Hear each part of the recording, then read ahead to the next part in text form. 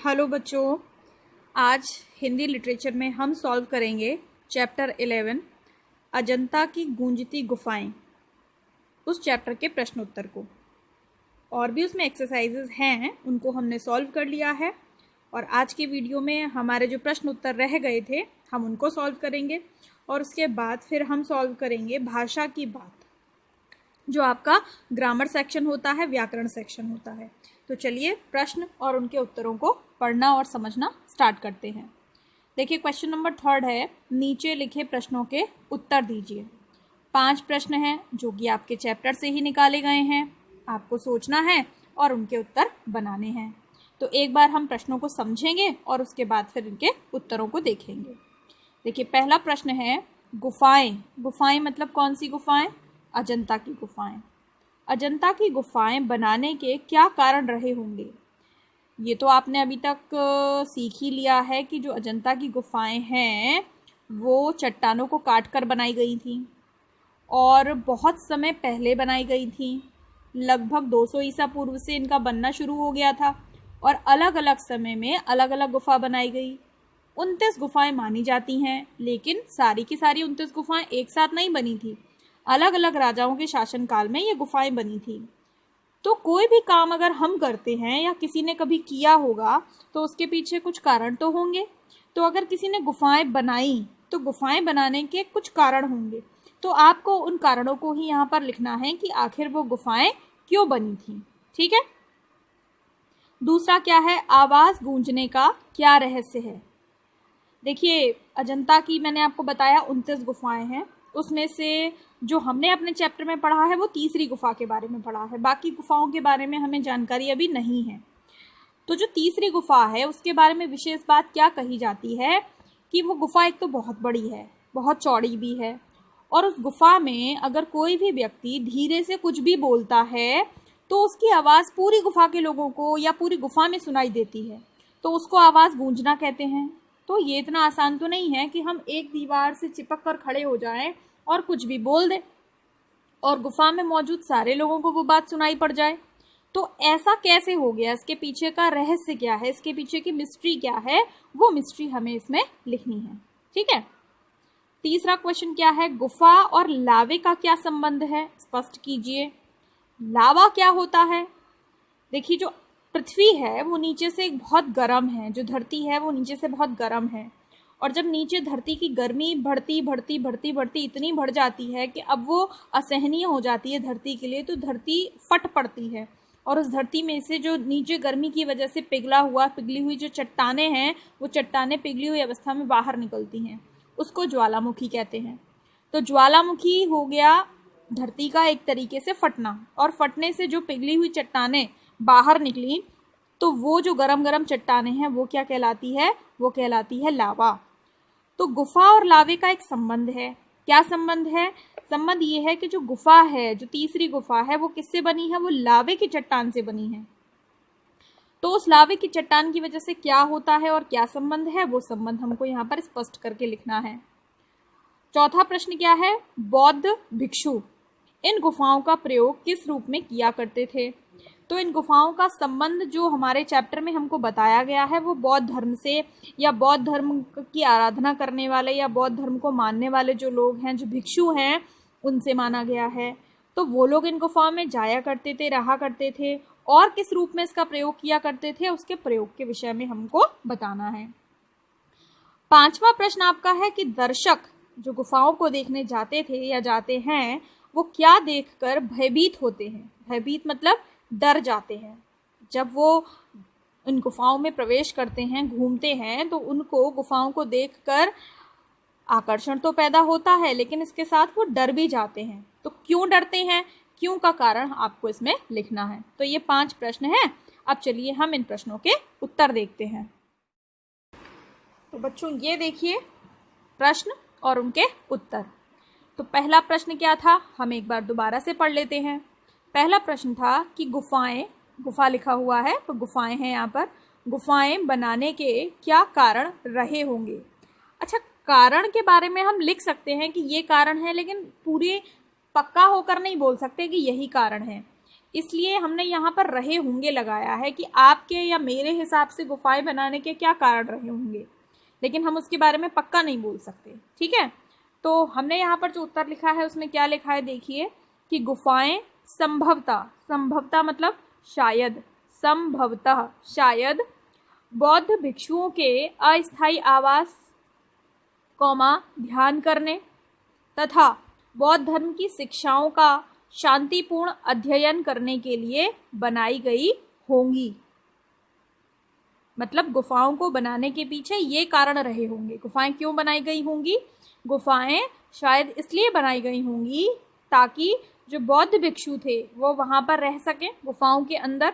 अस्थायी इसलिए लिखा हुआ है क्योंकि वो जीवन भर एक ही स्थान पर नहीं रहते, वो विचरण करते हैं, वो एक स्थान से दूसरे स्थान पर भटकते हैं या घूमते हैं, तो इसलिए वो अस्थायी तौर पर वहां रहें इसके लिए बनाई गई होंगी।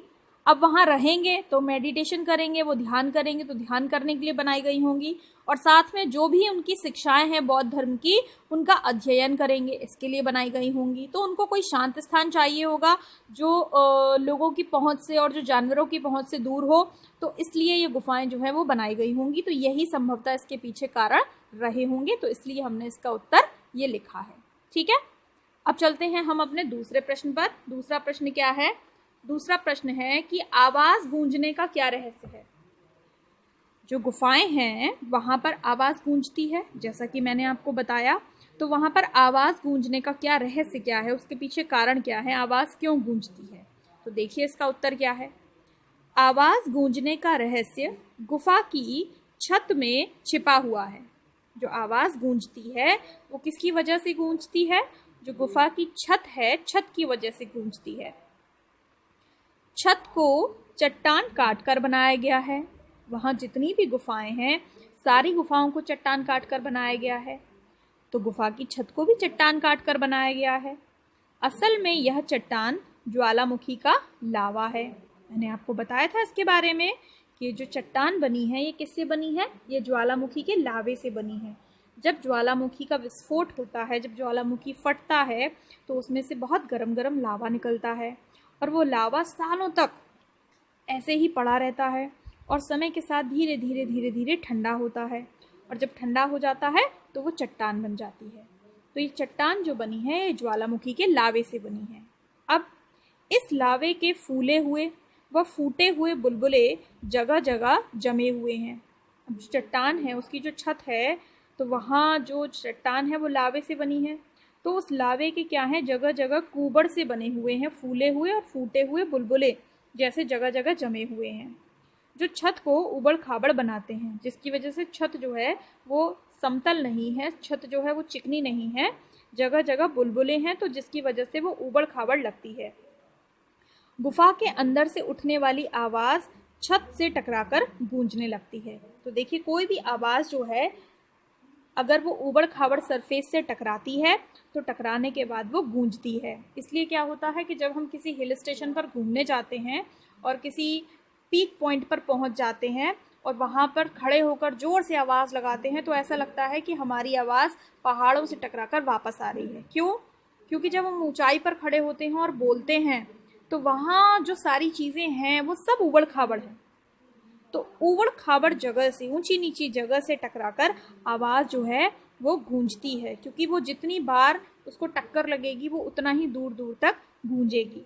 तो गुफा के अंदर भी आवाज़ के गूंजने का यही कारण है कि जो गुफा की छत है वो ज्वालामुखी के लावे की बनी हुई है, और लावे की वजह से छत में क्या है कि जगह जगह बुलबुले या कूबड़ बन गए हैं, जिससे कि छत जो है वो चिकनी और समतल ना होकर ऊबड़ खाबड़ हो गई है, और जब इस ऊबड़ खाबड़ छत से आवाज़ टकराती है तो टकराकर फिर गूंजने लगती है।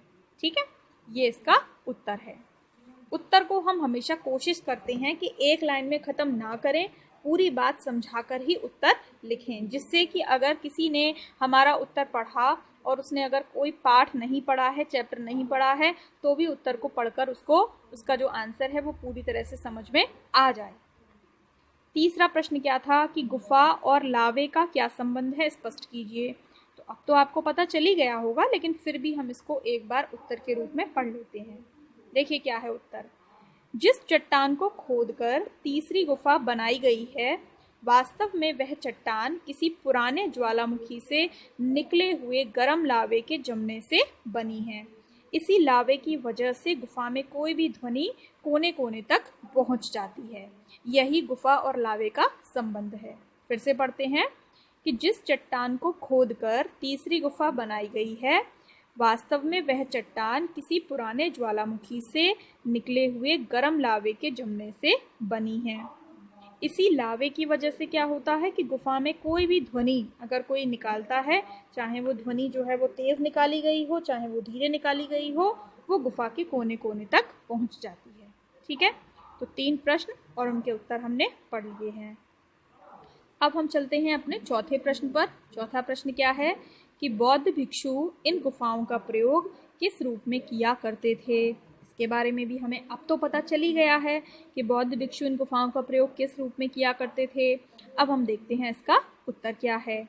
बौद्ध भिक्षु जब दक्षिण में, देखिए गुफाएं जो हैं वो कहाँ पर है, महाराष्ट्र में, और महाराष्ट्र भारत का एक राज्य है और वो किस दिशा की तरफ पड़ता है, वो दक्षिण की तरफ पड़ता है। 4 दिशाएं होती हैं, उत्तर, दक्षिण, पूरब, पश्चिम। तो अभी हम जहाँ रहते हैं वो कौन सा एरिया है, वो आपका उत्तरी इलाका है, हम उत्तर में रहते हैं। और जो नीचे है, महाराष्ट्र नीचे है हमारे, तो वो दक्षिण है। तो बौद्ध धर्म जो है उसकी शुरुआत उत्तर से हुई और धीरे धीरे दक्षिण के लोगों तक उसको पहुंचाया गया। तो इसको पहुंचाने का काम किसने किया, बौद्ध भिक्षुओं ने किया, बौद्ध धर्म के अनुयायियों ने किया। तो बौद्ध भिक्षु जो हैं वो समय समय पर दक्षिण यात्रा करने के लिए जाते थे, जिससे कि वो बौद्ध धर्म को फैला सकें। तो इसके लिए वो गुफाओं का प्रयोग करते थे। अब इसको हम लिखेंगे कैसे, देखिए कि बौद्ध भिक्षु जब दक्षिण में बौद्ध धर्म का प्रचार प्रसार करने के लिए आते थे, प्रचार और प्रसार, प्रचार मतलब प्रसिद्ध करना, लोगों को बताना, और प्रसार मतलब फैलाना। तो बौद्ध भिक्षु जब दक्षिण में बौद्ध धर्म का प्रचार और प्रसार करने के लिए आते थे तो वे इन्हीं गुफाओं में रहा करते थे। ये उनका अस्थायी आवास हुआ करती थी। यहाँ रहकर वे क्या करते थे, यहाँ रहकर वे ध्यान करते थे, वे उपासना करते थे। उपासना मतलब भगवान बुद्ध की प्रार्थना करते थे, पूजा करते थे, और अन्य भिक्षुओं को उपदेश भी दिया करते थे। जो दूसरे भिक्षु होते थे, जो नई नई बौद्ध धर्म की सदस्यता ग्रहण करते थे, तो उनको वो उपदेश भी दिया करते थे। ठीक है, 5वां प्रश्न देखिए कि दर्शक क्या देखकर भयभीत होते हैं और क्यों। जब दर्शक गुफाओं के अंदर प्रवेश करते हैं और गुफाओं को देखते हैं तो वो डर जाते हैं। क्या देखकर डर जाते हैं, नीचे देखिए। गुफा की छत को अनगढ़ छोड़ दिया गया है, मतलब उसको गढ़ा नहीं गया है, उसको एकसार समतल नहीं किया गया है। उसके बड़े बड़े बेडौल, बिना किसी डील डॉल के, मतलब बेकार लगते हैं, सुंदर नहीं लगते, तो उसके बड़े बड़े बेडौल कुबड़ हजारों वर्षों से नीचे लटके हुए हैं। उन्हें देखकर दर्शकों को डर लगता है कि कहीं ये नीचे गिरकर उन्हें या उनके परिवार के किसी अन्य सदस्य को चोट ना पहुंचा दें। इसके लिए वो भयभीत होते हैं, क्योंकि इतने सालों से वो नीचे लटके हुए हैं, तो डर लगता है कि कहीं ये नीचे ना गिर जाएं, तो इसी की वजह से वो भयभीत होते हैं। एक बार उत्तर को फिर से पढ़ते हैं कि गुफा की छत को अनगढ़ छोड़ दिया गया है, उसके बड़े बड़े बेडौल कुबड़ हजारों वर्षों से नीचे लटके हुए हैं। उन्हें देखकर दर्शकों को डर लगता है कि कहीं ये नीचे गिरकर उन्हें चोट ना पहुंचा दे। तो ये 5 प्रश्न थे, उनके 5 उत्तर थे। इन उत्तरों को कैसे लिखा गया है, बनाया गया है, इसको आपको समझना है और अपनी नोटबुक में इसको नोट भी करना है। ठीक है, अब हम चलते हैं व्याकरण के सेक्शन पर। तो देखिए यहाँ से शुरू होती है आपकी भाषा की बात। भाषा की बात में पहला प्रश्न क्या है कि आ को ए और ए में बदलकर देखें वचन कैसे बदला जाता है। ठीक है, जो आ वाले शब्द हैं, जिनका जो अंतिम साउंड आ रही है, अक्षर आ रहा है, वो आ में आ रहा है। तो स्त्रीलिंग अगर शब्द हैं तो उन्हें ए में बदलना है, और अगर पुल्लिंग शब्द हैं तो उन्हें ए में बदलना है, और उससे क्या हो जाएगा, वचन बदल जाएंगे, एक वचन का बहुवचन बन जाएगा। कैसे, देखें कैसे। जैसे शब्द लिखा है माला, तो माला जो है वो स्त्रीलिंग है, तो माला में हमने क्या लगाना है, मालाएं लगाना है। तो माला मतलब एक माला, और जब बहुत सारी माला हैं, एक से ज़्यादा माला हैं, तो क्या कहा जाएगा? मालाएं। क्या कहा जाएगा? मालाएं। ठीक है। इसी तरह से यहाँ पर क्या है? कन्या, और कन्या का अगर हम बहुवचन बनाएंगे तो क्या बनेगा? कन्याएं। कन्याएं, ए बनाएंगे और चंद्रबिंदी लगाएंगे। हालांकि हम यहाँ पर क्या कर सकते हैं? हम य और उसके ऊपर मात्रा और उसके साथ बिंदी भी लगा सकते हैं। इसी तरह से क्या है? लता, तो लता में क्या करेंगे? लताएं। लताएं, ये सब स्त्रीलिंग शब्द हैं। कथा, तो कथा से क्या हो जाएगा? कथाएं। कथाएं, तो ये बन गए इनके बहुवचन शब्द। ठीक है। अब यहाँ आते हैं, यहाँ शब्द है आपका गधा, जो कि पुल्लिंग शब्द है। तो गधा में क्या किया? ए लगा दिया, तो मात्रा बदल गई, गधे हो गई। इसी तरह से घोड़ा, तो घोड़े में भी मात्रा बदल जाएगी, क्या हो जाएगी? घोड़े हो जाएगी, घोड़े। ऐसे ही यहाँ पर है कपड़ा, और कपड़े में मात्रा बदलकर क्या हो जाएगी? कपड़े। और लड़का, लड़के में मात्रा बदलकर क्या हो जाएगी? लड़के। तो ये बहुवचन हो गए।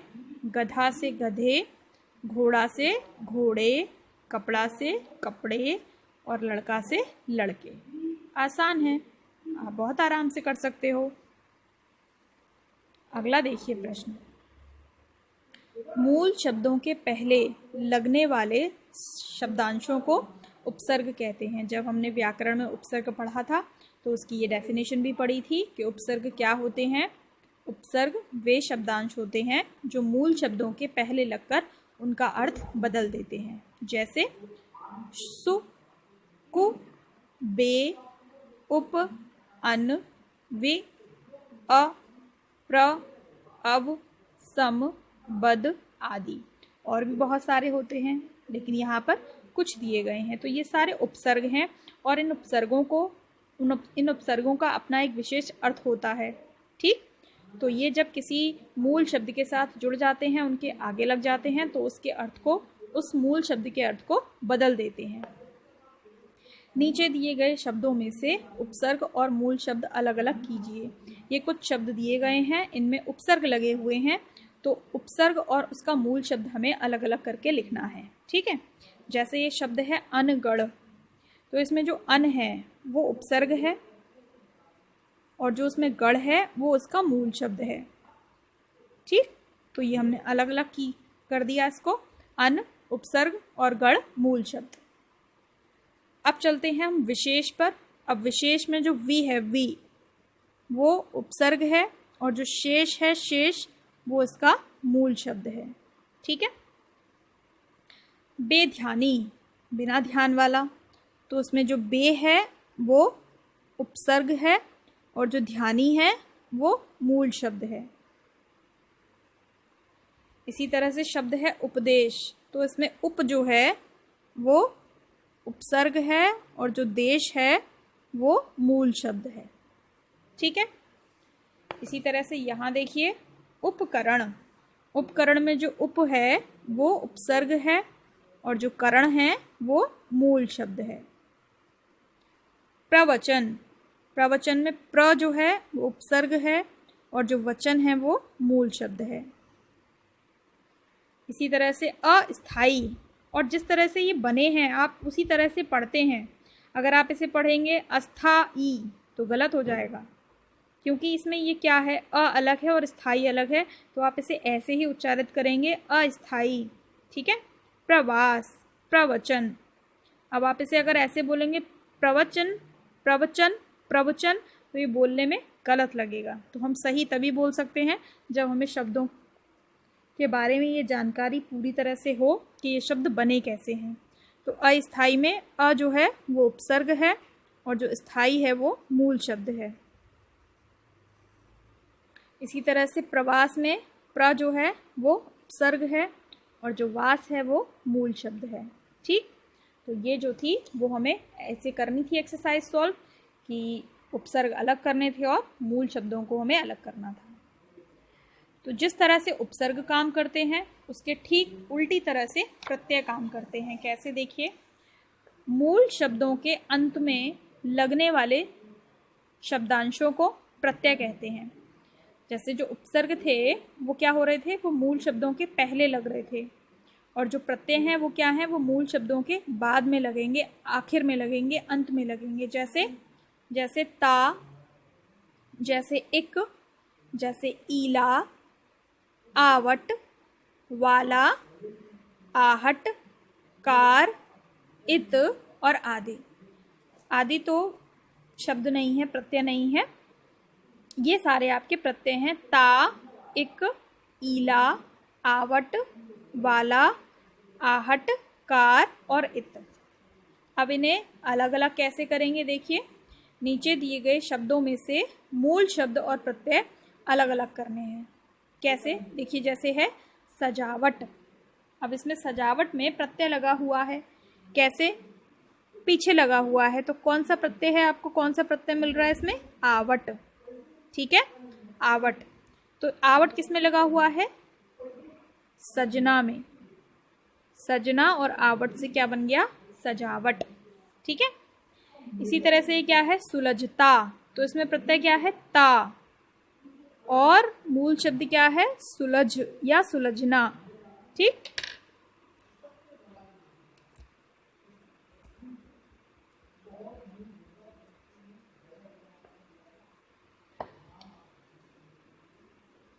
सुलझ। इसी तरह से आरंभिक, तो आरंभिक में क्या लगा हुआ है, प्रत्यय इक, और इसका मूल शब्द क्या हो जाएगा, आरंभ। ठीक है, समझ में आ रहे हैं ना आपको। अब इसमें क्या है, पथरीला, पथरीला में क्या है, ईला। ठीक, और इसका मूल शब्द क्या हो जाएगा, पत्थर। पत्थर में ईला जोड़ दिया तो बन गया ये पथरीला। अच्छा, इन शब्दों के मतलब तो आपको पता ही होंगे। सजावट, किसी चीज़ को सजाना, सुलझता मतलब सुलझाना, आरंभिक शुरुआत का, और पथरीला मतलब पत्थर युक्त। जैसे पथरीला रास्ता, रास्ते में बहुत सारे पत्थर पड़े हों तो उसे पथरीला बोलेंगे। अब ये देखिए बोलने वाला, अब इसमें प्रत्यय क्या है, वाला, और जो मूल शब्द है वो क्या है, बोलना। ठीक, या बोलने, कुछ भी लिख सकते हैं, बोलना या बोलने। अब देखिए विकसित, विकसित में प्रत्यय क्या है, इत, जो पीछे साउंड आती है वही प्रत्यय होता है, इत। और यहाँ पर क्या लिखेंगे, विकास, विकास और इत, तो ये क्या हो गया, विकसित। फुसफुसाहट, तो पीछे क्या आ रहा है इसमें, आहट आ रहा है, क्या आ रहा है, आहट। ठीक है, और मूल शब्द क्या हुआ, फुसफुसाना। फुसफुसाना और आहट से क्या बन गया, फुसफुसाहट। इसी तरह से क्या है, शिल्पकार, शिल्पकार कौन हुए, जिन्होंने गुफाएं बनाई वो शिल्पकार हुए। ठीक है, तो इसमें प्रत्यय क्या है, कार, और इसका मूल शब्द क्या है, शिल्प। ठीक, तो ये हो गई आपकी प्रत्यय की एक्सरसाइज। तो जो भी इसमें एक्सरसाइज है वो आपको नोटबुक पर सॉल्व करनी है, और उपसर्ग और प्रत्यय को समझना है कि वो क्या होते हैं, और साथ में इनकी जो डेफिनेशन है वो भी याद करनी है। ठीक है, और जब भी चैप्टर पढ़ना है, जब भी हम कोई नया चैप्टर पढ़ते हैं तो उसमें ऐसे बहुत सारे शब्द आते हैं। इसमें जो शब्द आए हैं वो सब आपके चैप्टर से ही तो निकाले गए हैं। तो ऐसे हमेशा जब भी आप कोई भी नया पाठ पढ़ेंगे तो ऐसे बहुत सारे शब्द आपको मिलेंगे। तो जब भी कोई नया शब्द मिले तो हमेशा लिखने की ज़रूरत नहीं है, लेकिन पढ़ते समय सोचिए ज़रूर कि इसमें कौन सा उपसर्ग है या उसमें कौन सा प्रत्यय है, तो इससे आपकी प्रैक्टिस होगी। ठीक, तो आज की वीडियो को अब हम यहीं पर एंड करते हैं। नेक्स्ट वीडियो में हम नए चैप्टर के साथ एक बार फिर से मिलेंगे। Till then keep watching my videos. Bye bye.